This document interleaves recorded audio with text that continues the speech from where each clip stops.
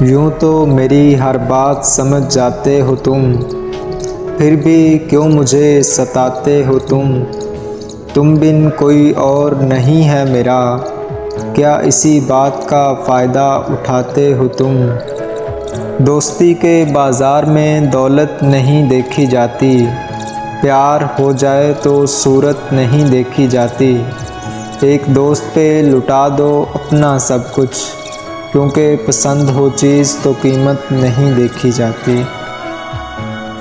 आज तुमसे एक बात पूछूं मैं, इतना याद आते हो तो आ क्यों नहीं जाते। कुछ नहीं चाहिए एक मुस्कान ही काफ़ी है, तुम दिल में बसे रहो ये अरमान ही काफ़ी है।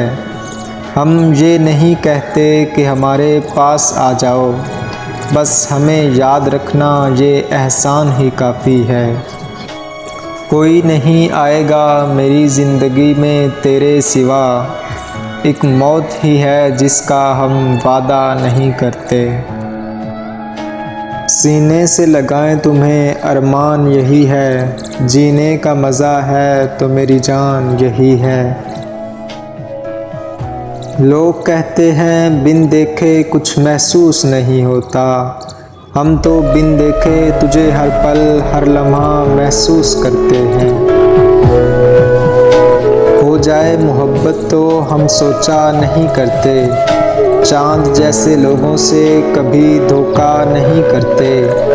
जो हमारी महफिल में आ जाए तो खुश आमदीद, जो उठ के चला जाए उसे रोका नहीं करते।